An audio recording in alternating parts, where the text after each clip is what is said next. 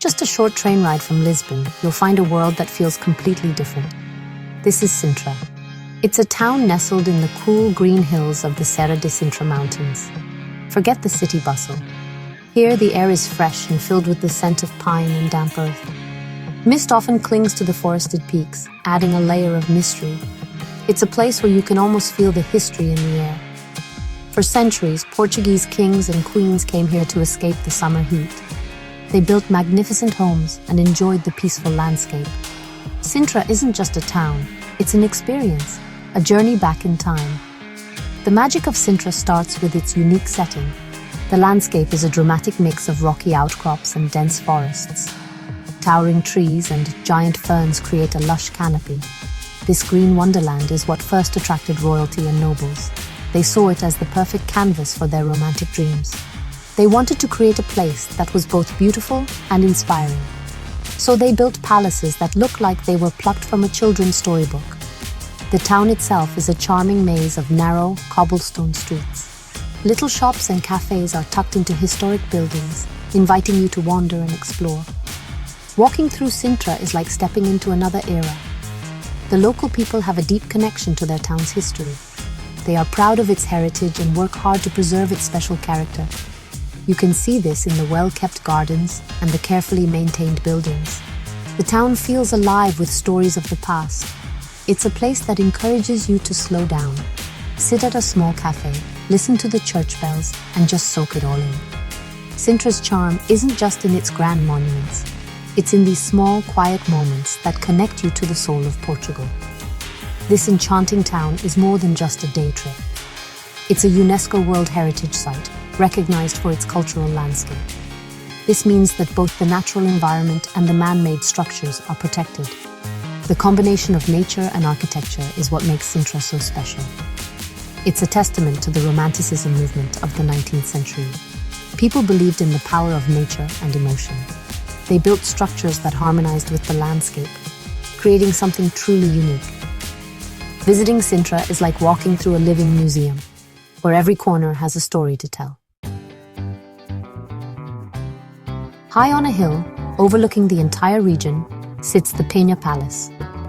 It's a dazzling explosion of color. Bright yellows, bold reds, and deep blues make it impossible to miss. King Ferdinand II, a German prince who married into the Portuguese royal family, was the visionary behind it. He was a true romantic artist. He wanted a palace that was whimsical and imaginative. The result is a fantastic mix of architectural styles. You'll see Gothic towers, Moorish arches, and Manueline details all in one place. It's a joyful, almost playful building that perfectly captures the spirit of the 19th century. Walking along the high ridges of the Sintra Mountains, you'll find the ancient Moorish castle. This is a very different experience. These stone walls date back to the 8th and 9th centuries. They were built by the Moors as a strategic military outpost. You can walk along the ramparts and imagine soldiers keeping watch over the land below. The views are breathtaking. You can see all the way to the Atlantic Ocean on a clear day. The castle is a rugged and powerful reminder of Sintra's long and complex history. It stands in stark contrast to the colorful palaces, showing a different side of Portugal's past. Another must-see is the Quinta da Regaleira. This estate is less of a palace and more of a mystical playground. It was built by a wealthy Brazilian businessman named Carvalho Monteiro. He was fascinated by alchemy, the Knights Templar, and other secret societies. He filled the grounds with hidden tunnels, mysterious grottos, and symbolic statues. The highlight is the Initiation Well. It's a spiral staircase that descends deep into the earth. It feels like you're entering a hidden world. Exploring Quinta da Regaleira is an adventure, a puzzle waiting to be solved. Each of these landmarks tells a story about the people who built them. King Ferdinand's Pena Palace shows his love for art and fantasy. The Moorish castle speaks of centuries of conflict and defense, and Quinta da Regaleira reveals one man's obsession with mysticism and secrets. Together, they create a rich tapestry of history. Visiting these places isn't just about seeing old buildings, it's about understanding the dreams, ambitions, and beliefs of those who came before. Sintra's monuments are not just stone and mortar, they are living testaments to human imagination. Sintra's true genius lies in how its man-made wonders blend with the natural world. The builders didn't try to conquer the landscape. Instead, they worked with it. Palaces emerge from rocky cliffs, and gardens flow seamlessly into the surrounding forest. This harmony is the essence of Sintra. The parks and gardens are just as important as the palaces themselves. They were carefully designed to feel both wild and romantic. Winding paths lead you through collections of exotic plants from all over the world. Portuguese explorers brought back trees and flowers from their travels, and they found a new home in Sintra's mild climate. King Ferdinand II was not just a builder of palaces, he was also a creator of forests. The area around Pena Palace was once barren. He undertook a massive reforestation project. He planted thousands of trees, including North American sequoias, New Zealand tree ferns, and Asian camellias. He created the Park of Pena, a vast botanical garden designed for strolling and contemplation. As you wander its paths, you'll discover hidden fountains, small chapels, and stunning viewpoints. It's a perfect example of how human vision can enhance natural beauty, creating a space that feels both magical and real.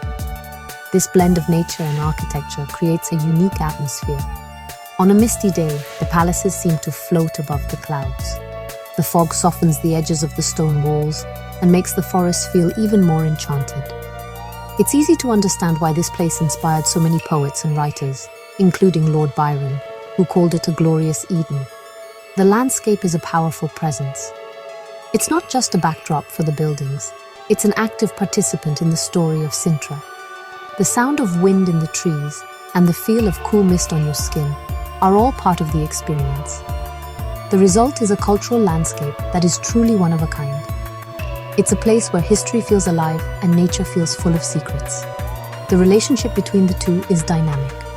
The forests protect the palaces, and the palaces give the forests a sense of purpose and story. This synergy is what UNESCO recognized when it designated Sintra a World Heritage Site. When you visit, you're not just seeing a collection of sites, you're immersing yourself in a holistic environment where every element, from the smallest flower to the grandest tower, works together to create something unforgettable. To truly enjoy Sintra, you need to dive into its local culture. And a great way to do that is through its food. After a morning of exploring palaces, find a traditional cafe.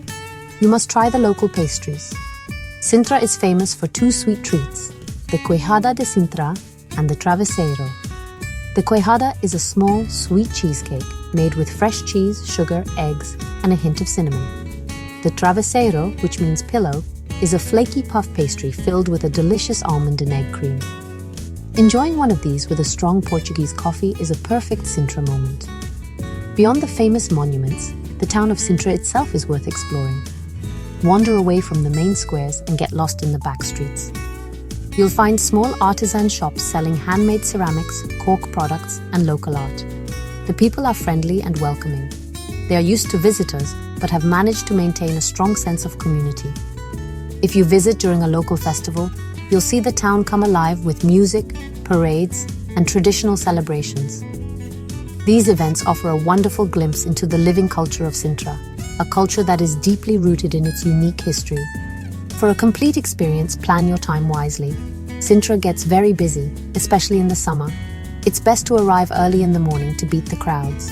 A good strategy is to visit the highest site, Pena Palace, first. Then you can work your way down the hill to the Moorish castle and the town center. Wear comfortable shoes because you will be doing a lot of walking on steep, uneven surfaces. Don't rush. Give yourself a full day, or even two, to properly see the main sights and have time to just wander and absorb the atmosphere. Ultimately, Sintra is a place that stays with you long after you leave. It's more than just a collection of beautiful sights. It's a feeling. It's the feeling of stepping into a fairy tale, of being surrounded by history, and of connecting with nature in a profound way. The combination of its colorful palaces, ancient castles, and mystical gardens is unlike anywhere else in the world. Sintra is a reminder of the power of human imagination and the enduring beauty of the natural world. It's an essential stop for any traveler in Portugal, a truly unforgettable corner of Europe.